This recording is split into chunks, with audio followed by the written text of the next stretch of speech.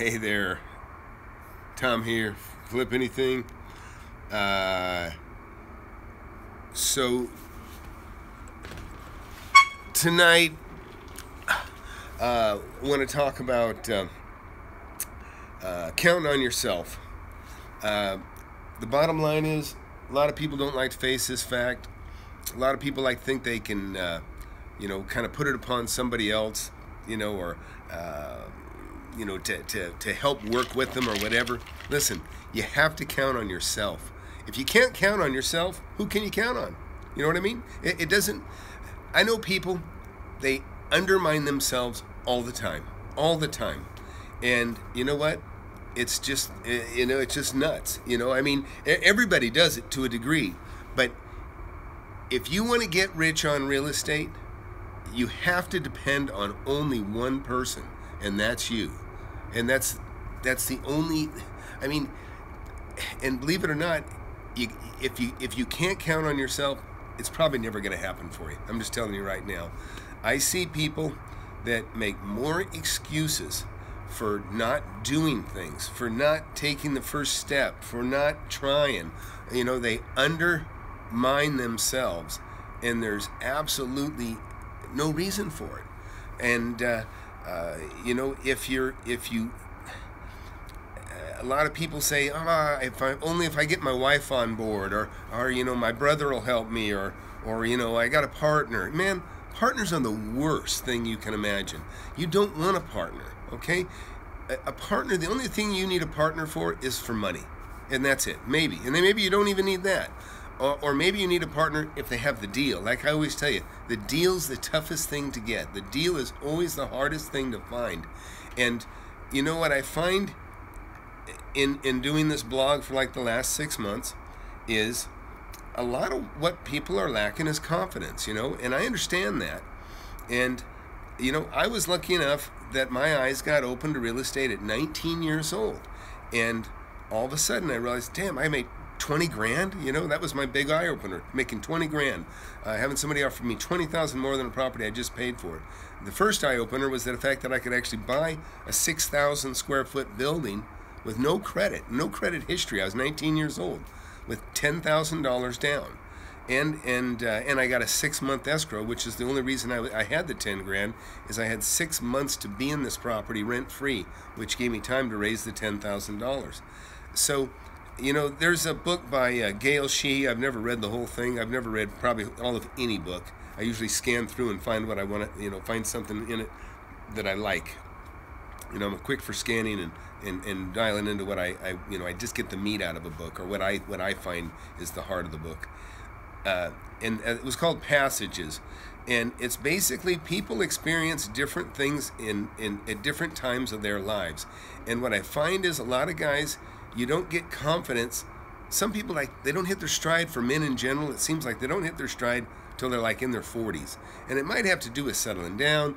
They got kids, they have a wife, they have, the typical thing, more responsibility. And they get more serious about making money. But also they have more confidence in themselves because now maybe they've worked, they've gotten good at something. I think we all as men, we tend to build confidence in our job, whatever we do, whatever our job is. We start learning something, and it doesn't matter if your first job is, I don't care if it's whatever, packing boxes, or for me it was cutting wood and framing and learning to be a cabinet maker.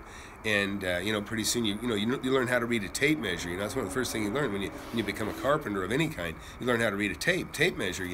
And then pretty soon they're calling out for give me 34 and 13/16, and this stuff is just second nature to you because now you understand a tape measure because you're using it all the time. And then you build confidence in that, and then pretty soon you have an eye and you understand what's straight and what's plumb, and then pretty soon you get confidence in that, and then now you can hang a picture, and there's some men, I'm not knocking men that are in that category, but they don't know how to hang a picture. You know what I mean? They just don't know how to use a damn hand tool. But you know what? They might be a brain surgeon. They might make more money than most. That's okay too. But if you want to make money in real estate, I talk about it all the time, and I can fill you in real quick. I just got another deal. Signed it today. Signed it today. And if you saw my earlier video, I think I called it "I Got It," and it was actually a teachable forking moment. Teachable forking moment, yeah.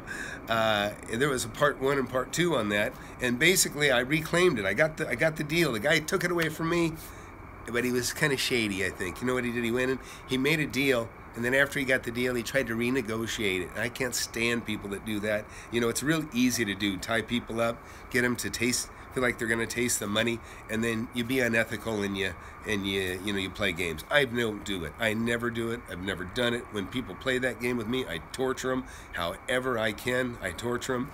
I have a very, very large company that kind of tried to play a game like that with me, and boy, I stuck it to them. And I've told you about a couple people I've stuck it to. If you don't keep your word with me, or if you get nasty, man, I get nasty back. And anyways, what happened, I'll give you a quick fill-in if you didn't see the other, but basically I had a property that somebody came in and offered a little bit more than me. They took it away, and then I got got a hold of the agent again and said, hey, listen, let's close this deal. I mean, it was all right. I said, if they stumble, I said, I'm here. I'll close it next week. And he called me 30 hours later and said, hey, they're stumbling. And you'd have to watch my other video. You can catch up on that. But the good news is I'm going to make another $40,000, $50,000 on a transaction that, you know, for me is just throwing out, you know, a couple $100,000 cash, which I happen to have, and just, you know, really the whole thing took an hour so far, right? I'm going to close the deal, and you know, I'll put a renter in it, and I'll make a little bit of money on the rent for a year, and then I'll either sell it or I'll maybe end up being one of my kids, to be honest. I really like this neighborhood for my kids. When I say my kids, I'm talking about my 14-year-olds that are going to be adults, and I'm talking about my adults that are going to be out of college in the next 2 or 3 years.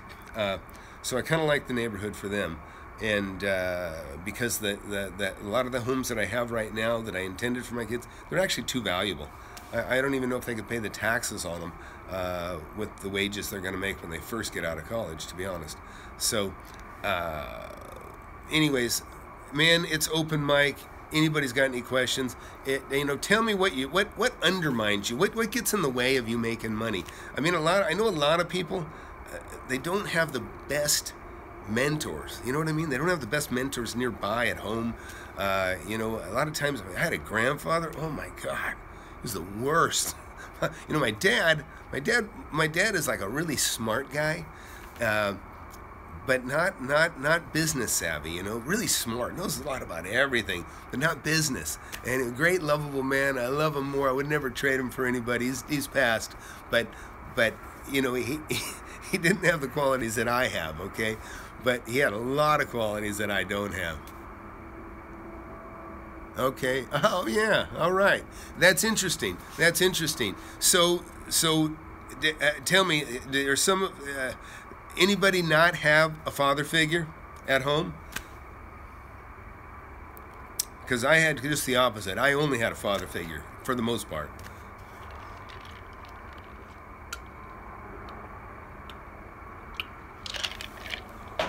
Well, I see, I had, like I said, I had a good dad, but being properly prepared will give you that confidence and courage to take that first big step. Well, you're right. I agree with that. But like I was talking with a buddy of mine, my dad was there, but he believed the normal go to school, go to college, work a job life. Yeah, and I totally get that. And it's interesting, John, because my dad was... let me put it this way, John. College, we never talked about it. It wasn't even an option. Nobody ever talked about college. College was something I kind of heard about after I got out of high school and started working, and I heard that somebody went to college. Nobody I knew, but there was junior college. You'd hear that a little bit, but nobody ever talked about going to college and it's funny because I get torn because I got out of high school. I dropped out of high school. So I was already hitting the ground running, making money. In 10th grade, I was doing half days. Beginning of my 11th grade, my best friend got killed, and it just took the wind out of my sails, and I just dropped out of high school. But I immediately was working. I was living on $160 a week, and I was still saving paychecks because my overhead, I kept it so low. So it's interesting when like you say, you find it out, you figure it out on your own. But some of us, like you and me and others, you get the break. You learn it when you learn it. You learn it. You kind of get it. You get it. And for me, 19 years old, somebody offers me $20,000 more than I just paid for my property. My eyes were just, I thought, what? I can make 20 grand? And so I immediately concentrated on flipping property because that was the easiest, and it just seemed like money falling from the sky at the time. So, but I had a grandfather that, I'm telling you, no matter what your idea was, it was going to lose. It was a bad idea. And one of the reasons my grandfather was so negative, he got put in charge of ice packing plants. He used to have ice packing plants along the railroad before they had refrigeration, and that's what put him out of business. But he was like the main guy in charge of, and all of a sudden he was out of business overnight, And he had a beautiful house in Covina, California, and just a beautiful, beautiful home.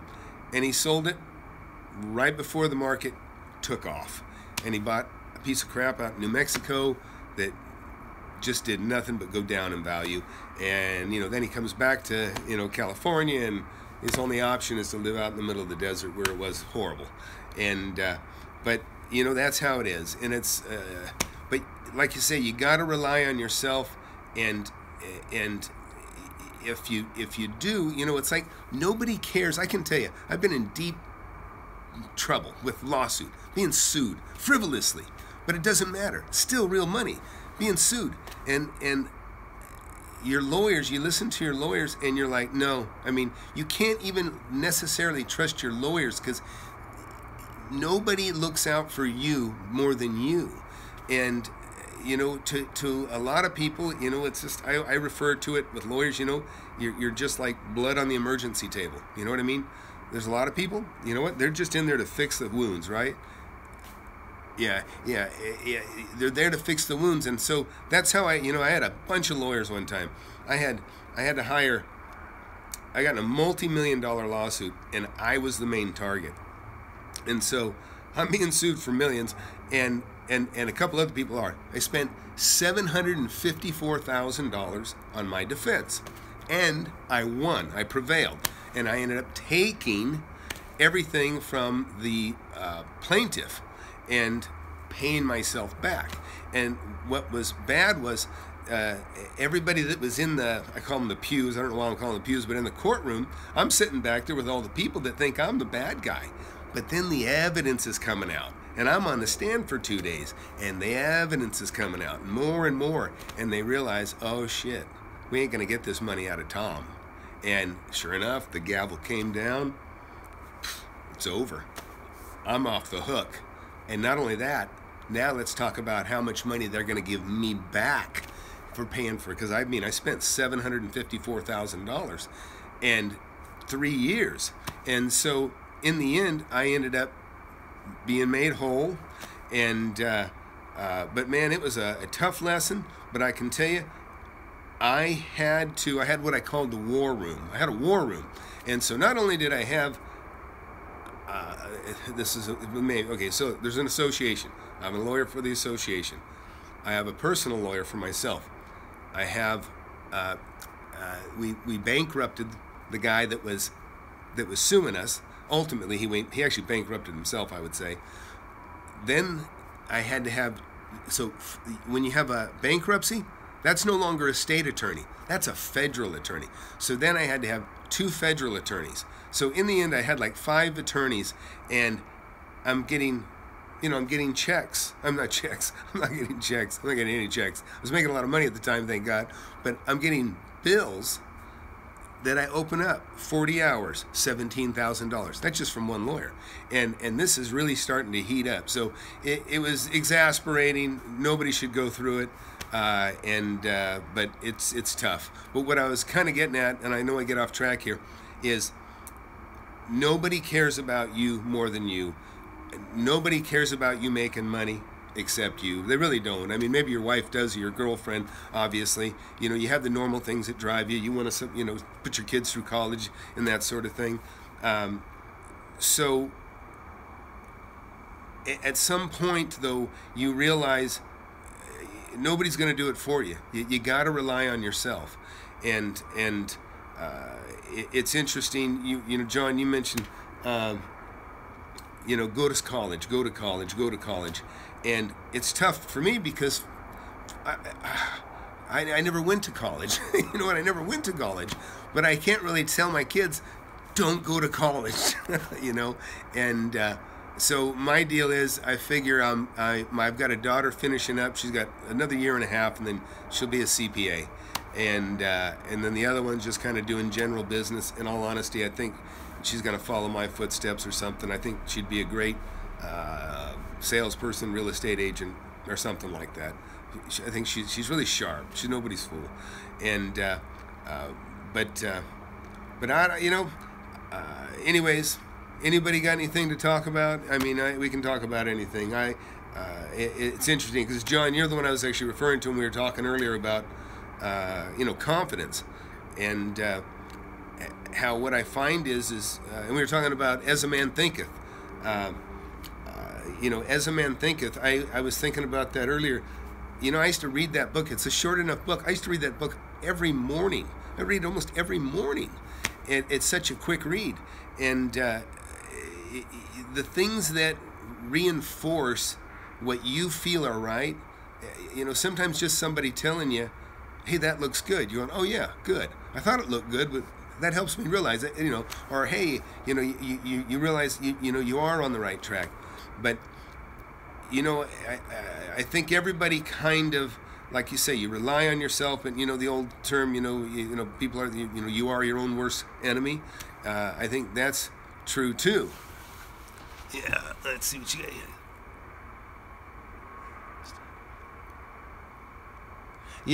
Yeah, because it reinforces,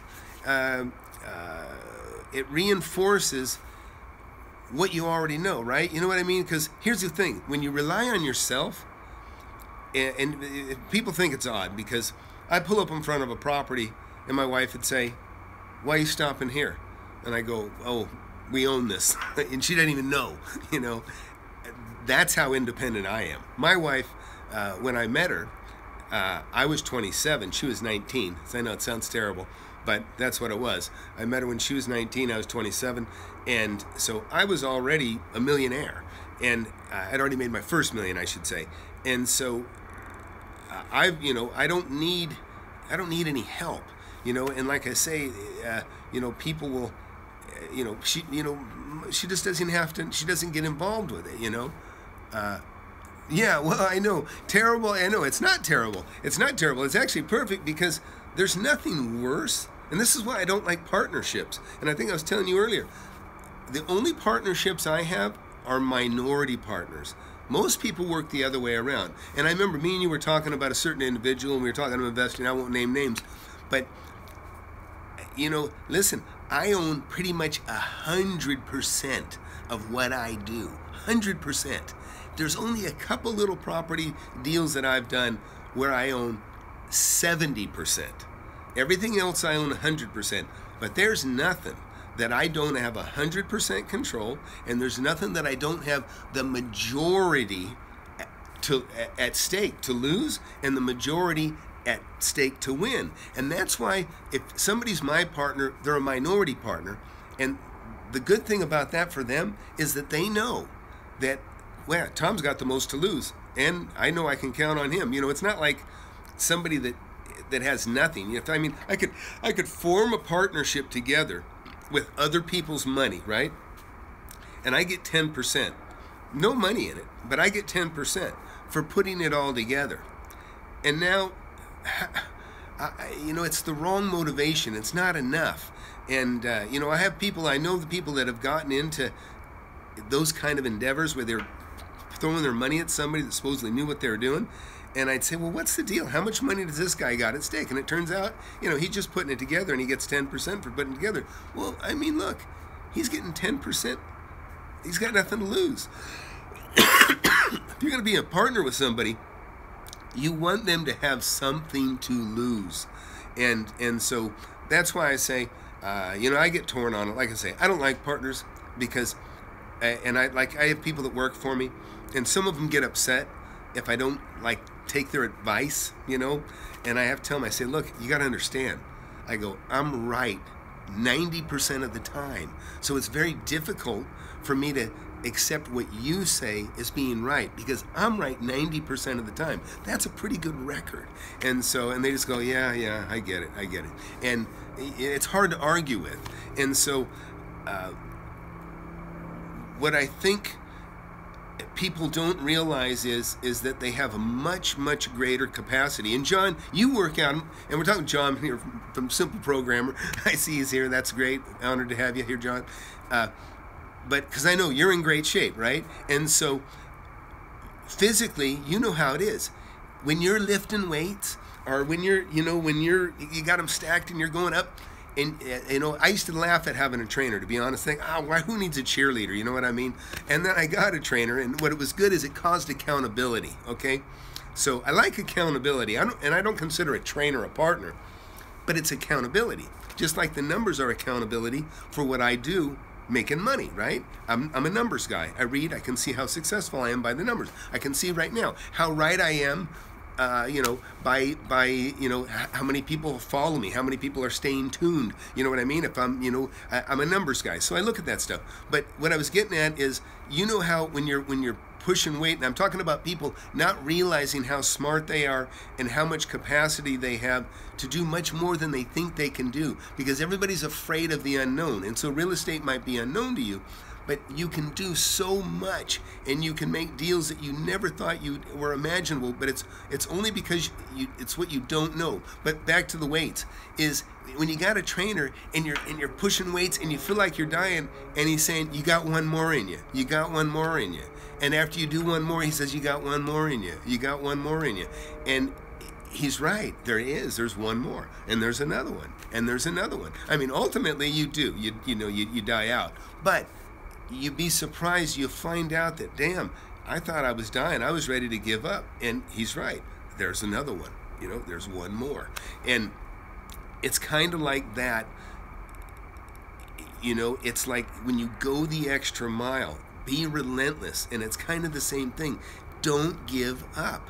And it's like this deal I saved the other day that I'm talking about. This deal I did the other day. I just got the thing signed yesterday. Just right here. Yeah. Well, Jeff, yeah. So Jeff been following me long enough. I talk about building engines. Every rental is an engine. Every business is an engine. If you sell a property and you carry a note, now you got a note that's paying you some money. Now that's another little engine. They add up. And Chaz, who's been busy here, I know he's got a successful carpentry company with his dad. He told me, he's flipped 3 lots since watching this, and now I think he's got like $600 a month coming in from those 3 deals, and that's a nice little engine, right? $600 a month. I remember that when I was thrilled the first time I had $100 a month coming in on a note. Where I made, I think, $5 or $10 grand on a property, but I took it in the form of a note. And that's what you got to know is you build these engines and that sort of thing, but also it's just believing in yourself. It's just you got to believe in yourself, and I know it's tough to do. It's tough to do.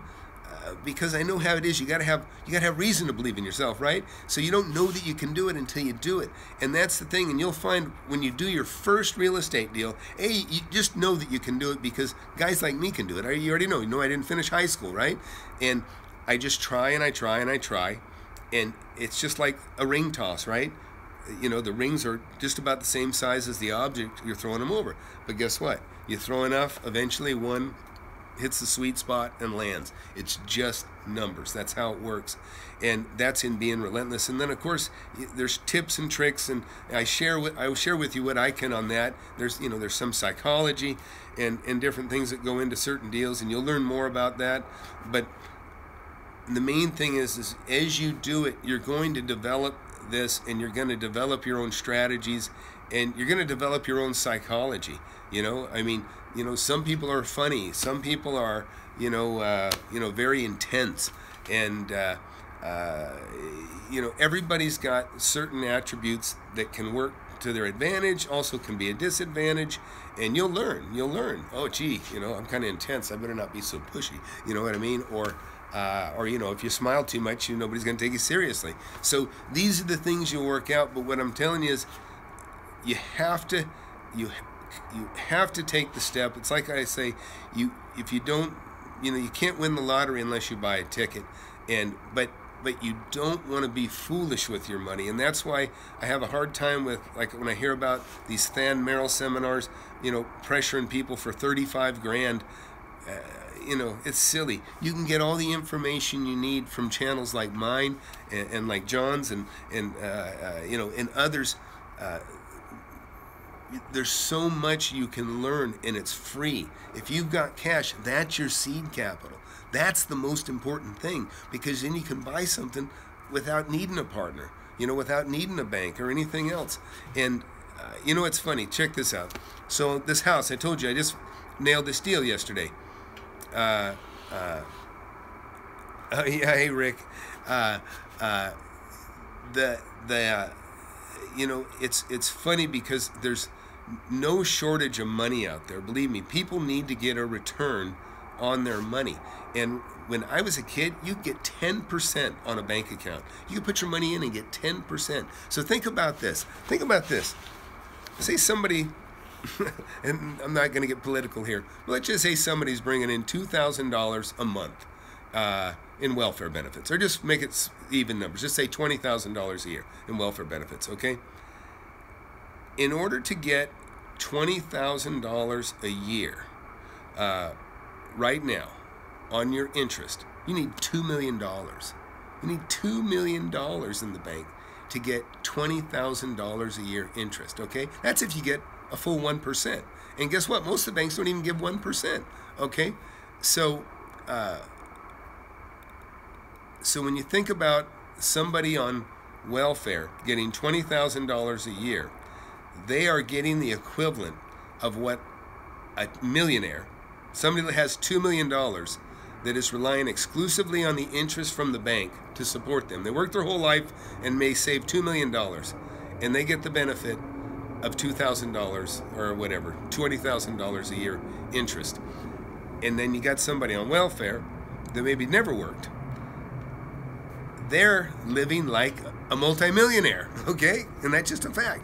But go back 30 years ago, the guy that had $2 million in the bank, the guy that had $2 million in the bank 30 years ago, he was getting 10% on that. He was getting $200,000 a year on his money. Now, guess what?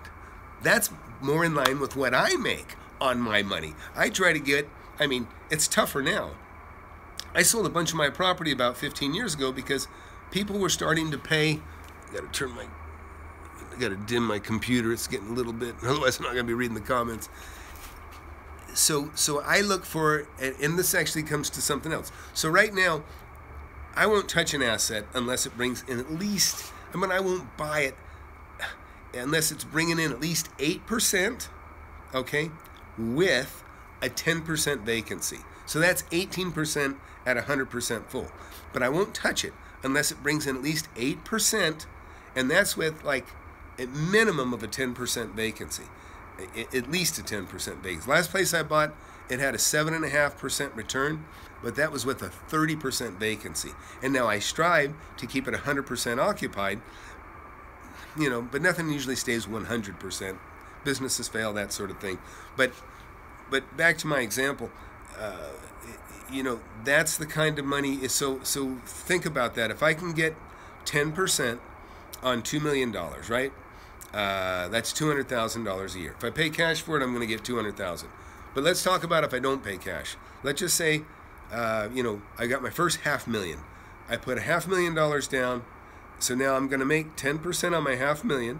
So I'm going to make $50,000 a year on my $500,000 down. Well, now on the other $1.5 million that I borrowed at 4%, I'm going to make 6%.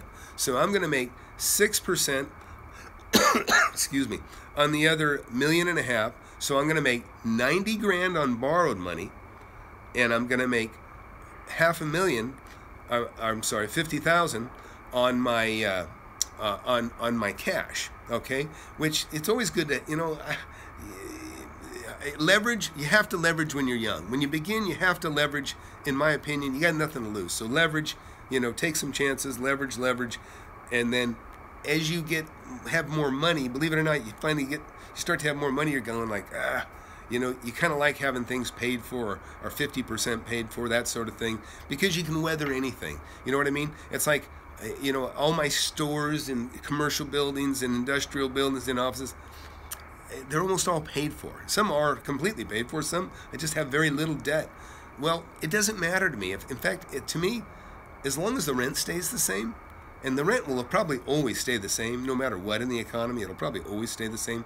But even if the value drops, I'm still collecting rent. That's my hedge. And that's why I got rid of a lot of land in the last 5 years, is because I only wanted to have income producing stuff, because that way, you know what I mean? No matter what happens, I got income coming in. But my point is that, when you buy it right, you should be making more than, if you're, whatever you're borrowing your money at, you should be making, that, plus maybe like 120%. If you're paying 5%, you should be getting at least about 11% on the borrowed money. That way, it's a good hedge, because if things go down, you're always making money, is my point. And I lost my computer, so I'm going to lose some of the Q&A part. I'll still see the questions here if they come up. But has anybody bought anything, or anybody got any questions, or anybody got anything on the line? I talk about Amazon is kind of, on interest from the banks. It's funny. Just before the banks bust in 2009, I'd gotten a loan 2.5 over LIBOR. Yeah, 2.5. I think it was 2.5 over LIBOR. LIBOR follows like the Fed rate. So at the time, I think it was 3%. Like the Fed rate was about 3%. And then we had that big bank debacle, and actually it was probably 4%, because anyhow, the interest rate went down to like less than 0.5%. It became the federal rate, and the LIBOR follows the federal rate. So right after I had borrowed $3 million, everything kind of went to pot for a lot of people. Banks froze up, but my variable loan, my bank note, the interest dropped 3% on $3 million. So I almost immediately started saving $90,000 a year in interest just on that $3 million. Now, today the interest is a little bit higher than that, because the Fed rate has gone up a little bit. But I'm trying to remember, because I've actually just refied, I just had something come up for renewal, and I think I'm only paying 4 1/8, maybe it's 3 5/8. Not that much. So at 4%, again, you should be making, at least maybe 6 on the money that you're borrowing at 4. But that's kind of your safety net. I mean, it's not worth borrowing money if you can't make money on it. I mean, you never want to borrow money and just for that to be a wash, because you're going to be in trouble when you do have a vacancy rate, and and things do drop, things do go bad, and that's why I tell you, with houses particularly, I like to flip them, because they're not great for cash flow. In general, they're not great for cash flow. Commercial properties. Here's the deal. Residential real estate is valued based on emotion, because that's what, and when an appraiser values a house, he's basing it. I'm not seeing anything worthy in residential. When you say commercial versus retail, I'm not sure. I consider them the same thing. You mean commercial versus residential. Sorry, Jeff. Sounds like you were trying to weigh against one against the other. Yeah, and I do it all the time. Yeah. Here's the deal. Okay, yeah. Okay. So Jeff's question was, do I ever weigh the return on investment, commercial investments as opposed to houses? Yes. And here's the gist of it. I buy houses. When I buy a house, it makes money. Okay, it's always going to make money. But what happens is, give you an example. I buy a house for $100,000 and it rents for, say, $1,200 a month. Okay, not a bad return. You know, I'm kind of like, when I buy commercial property, if I pay $100 a foot, I expect to get $1 a foot. That's my rule. You know, I expect to get, you know, basically 1% of whatever I pay per foot. So if I pay $100 a foot, I expect to rent it for $1 a foot per month. Okay, and then if I can get extra for taxes and insurance, you know, that's all. Just depends on how prime the property is. Okay, now on a residence, when you buy a property that's when you buy it right, you're going to make money on it. But houses, in my opinion, you buy them to make the money on them the day you buy them, and then if you want to speculate and hold them, that's a personal choice of yours. I mean, I can't say I don't do it because I probably have 15 houses around me right here, right now. But in general, what happens is when you buy a house, and let's just say it brings in $1,000 a month, and you paid $100,000 for it, and then all of a sudden that house becomes worth $200,000. Well, your rent probably didn't jump to $2,000, and then your house jumps to $3,000. Well, your rent probably is still maybe hovering there. Now it maybe hits $2,000. So what I'm saying is they don't stay in balance. It doesn't. The rents don't keep up with the value of the houses. Eventually, the houses go way up here, and the rents stay down here. But when they started, they made sense. And so this is the problem. Like, here's a perfect example. So I got a house that's worth $450,000, and I get $2,200 a month rent. Okay, $2,200 a month on a $450,000 home. That is a horrible return, because if I buy a commercial property for $450,000, I'm going to make right at it $45,000 a year. That's the rent I'm going to get. So I'm going to get twice the rent. So they don't make sense, and that's kind of why I'm getting rid of the houses that I have that have become so valuable. They just don't jive anymore. They don't. I'm making a lot of money on them, but the point is that the residential real estate is an emotional purchase. People say, I want to live there, and the appraiser, he just looks at what people pay on it. Where the investor, when it comes to commercial property, we look at return on investment. Everything's based on the return on investment, and so and you know, you don't, the emotions don't get in the way. It has to pencil, and that's what keeps them in check, and that's what keeps the values more reasonable.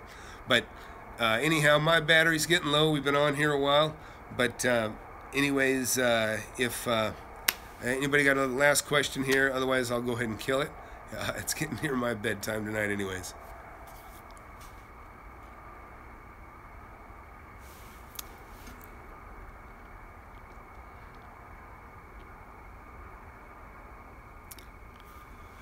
Yeah, Rick, I can't follow you on that one, man. That's too big for me tonight. Yeah, thanks, Jeff. Appreciate it. Appreciate everybody tuning in, hanging out. Anyways, I put out a little video of my barber, Randy. I got an update coming on one of the 3-day deals. Yeah, okay, thanks, Rick. And but anyhow, I appreciate everybody watching, and have a great night. And so flip anything. Be sure to share and subscribe and all that sort of stuff. And appreciate the oh gosh, oh yeah, be sure to email Tom at FlipAnythingUSA, and be sure to get the app. So if you're new, write Tom at FlipAnythingUSA, and I'm going to be giving away a free app, and just put in either Android or iPhone in the subject line, and I'll do it. So that's it. Have a good night. Thanks.